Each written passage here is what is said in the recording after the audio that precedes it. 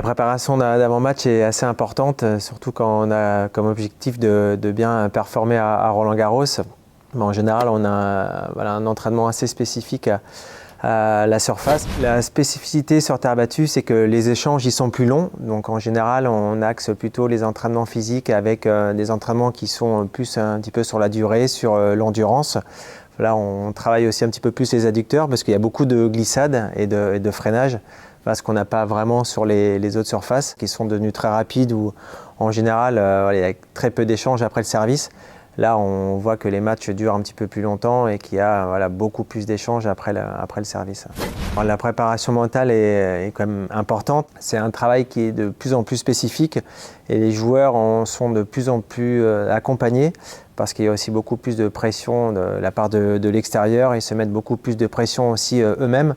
Donc la plupart des joueurs aujourd'hui, je pense, sont vraiment accompagnés. Ensuite, l'axe de travail est vraiment personnel. Il y en a qui ont besoin de travailler plus sur l'aspect en dehors du cours, d'autres qui ont besoin de travailler plus de manière spécifique sur le cours, sur des moments aussi, comment gérer leurs émotions pendant le match.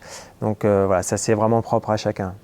On doit se focaliser sur l'objectif du moment. On essaye effectivement d'oublier un petit peu tout le public qui est autour, même si parfois on essaie d'aller le chercher pour avoir un petit regain d'énergie et c'est nous qui lui demandons de nous supporter.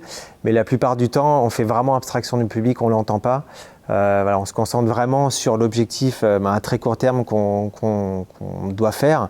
Donc souvent, effectivement, on pense au match, mais on raisonne vraiment point après point.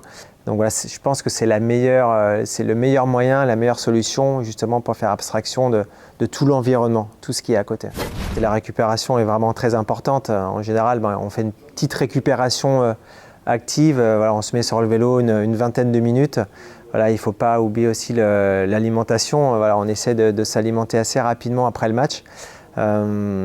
Souper un petit peu et combler à tout ce qu'on a brûlé pendant le match. Ensuite, il y a le massage, quelques étirements pour certains joueurs. Encore une fois, c'est spécifique à chaque joueur. Chaque joueur a un petit peu son rituel.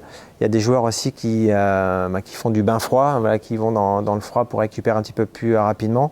D'autres qui font de la cryothérapie à corps entier, qui mettent tout le corps, la tête comprise, dans une cabine de froid qui va, il me semble, jusqu'à moins 130 degrés, et qui font ça pendant quelques minutes pour récupérer et pouvoir être d'attaque à nouveau 2 jours après.